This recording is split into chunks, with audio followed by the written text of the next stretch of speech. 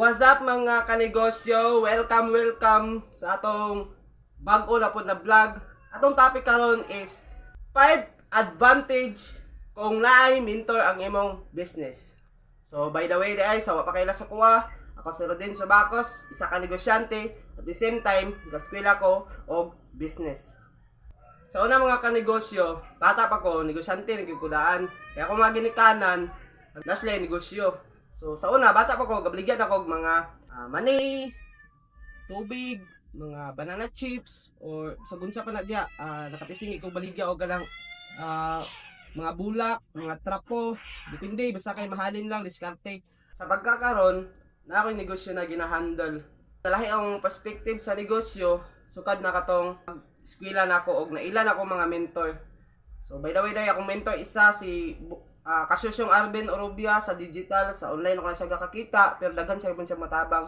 Then ang isa dayon, si maestro na mo, ang business ani guys is 7 ka buok. So tiaw mo na, grabe ka bagtik nga maestro na mo. Sa iyami ga pangayog advice, idea, or iyang mga knowledge or experience about sa business niya na 7 ka buok, kay para dako kay siyang tabang para mas sustainable among business na hangtod karon 1 year na kapin. So still pan lang gyapon pero pakay gyud ko advice siya. Akong ikon guys, kung unsa ka importante ang mentor, sa advantage sa imong business. Primero guys, ang advantage sa mentor sa imong business is makahatag siya og experience or guidance para dili malugi ang imong business. Since na siya may experienceado, mga ginatawag na mentor, kasi siya ka magpa-guide gibali or experience, kay daghang kasi mga insight or mga idea na wala pa nimo na experience or wala pa nimo na hibaw-an, so mahatag na niya. Kaduhan advantage mga kanegosyo kung naay mentor ang imong business is makahatag siya og new customer, mas mo kuan ang imong network. Daghan siya kaila katong imong mentor, since na daghan siya business or legit siya na negosyante. Di kanya may i-recommend sa iyang kaila or sa iyang mga business partners na legit gyapon na maduulan nimo. So ingana no, makahatag siya og mga bag-o na opportunity sa imong business, mas mutaas ang imong network. Baga daghan po kag makaila bitaw na mga negosyante tungod kay sa imong mentor. I-recommend na kaniya na kini supplier ni siya ngani para sa imong produkto. So kini siya duula kay legit ni siya, mas barato. So dako intabang no, mas mo expand ang imong network. Katulo na advantage kung naay mentor ang imong business is ma-develop nimo imong skills na kinahanglan sa imong business. Kay moging nagpatabang ka sa imong mentor, kay means nakay kakulangon na skills. So mingon yung imong mentor na kini kuan niya skills or mas i-enhance pa na nimo na skills. Nakay dakong potential ana, kay mura na ang problema sa imong business. Kaya sa mga kanegosyo, dili kwarta ang problema sa negosyo, kundi ang imong abilidad na mo create og kwarta para sa imong negosyo. Kala bitaw ulawon kay ka. So kala ang imong mentor mingon siya na kini istoryaha, ingana i-diskarte ini kay para makasulod ni og kwarta sa imong kan mo. Invest ni siya og kwarta na mas mopalambo pa imong business. So ma-develop ang imong skills na kinahanglan para sa imong business. Ikaupat na advantage mga kanegosyo kung nakay mentor imong business is confidence. Na nakay confidence sa imong mga desisyon sa imong negosyo. Kay kabalo ka na legit ang imong mentor, dayon nasa experience, dili nakakinahanglan magduduha or napay doubt sa imong mga decision about sa imong business, tungod kay ang naghatag sa imo og mga idea, knowledge, or yung experience is negosyante pod. Kung negosyante ka o niya, dili ka confident sa mong negosyo, sila ka guno na, sakto ba ka kung kuan ba?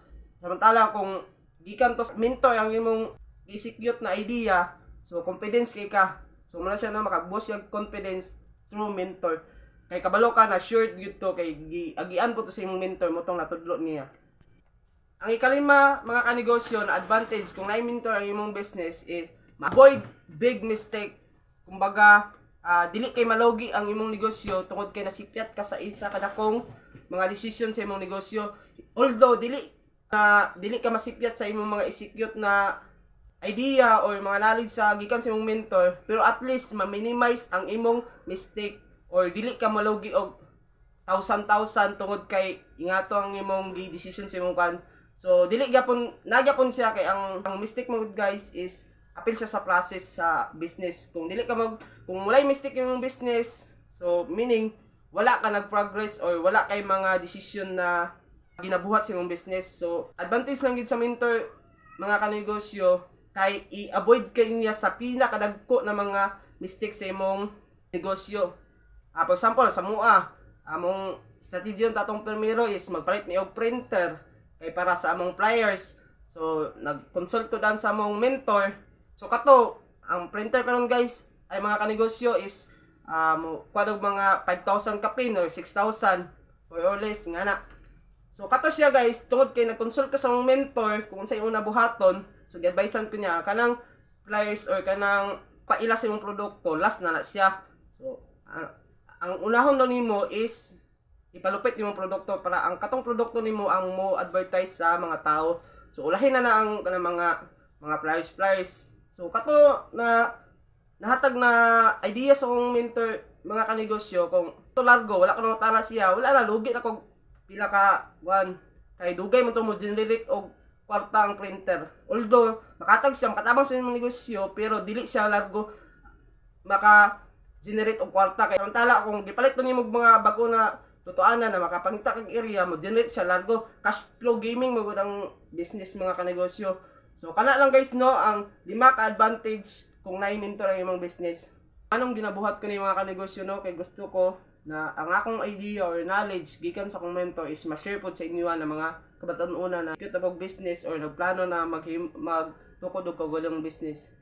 Kay ang atong gina-prepare ani mga kanegosyo is katong mga kabatan-unan na gusto makabalo kung unsa na pagkuan sa business, matabangan nato sila na mas mudaghan ang negosyo. Nag-start ng business, kung wala man galing mo mentor, ikuan lang ninyo, trabaho lang, bawal ang takulan. Kato lang mga kanegosyo no, ang 5 advantage kung na-mentor ang imong business. So katong nagplano na mag-business or nanay mga business, bahala wala mo mentor mga kanegosyo, salig lang mo sa Ginoo, yan po lang ninyo na proper ang inyong decision making about sa business. So by the way di ay sa gusto nangita og lamian na snack na affordable og lamian kayo, ibutang na ko ang link sa among negosyo or baligya sa ubos dayon. Ikuan lang niyo dito, na dito mong product, piliin lang niyo dito. So katong gusto na mo palit, adto lang mo sa Boulevard alas 3 to alas 9 sa gabi. So kato lang guys no, trabaho lang, bawal lang tapulan. So kato lang mga kanegosyo no. So kung nakay natunan na nila video or nakuha na mga aral, please like, follow and share sa mong page para updated ka sa mga video na ingani. So salamat and goodbye.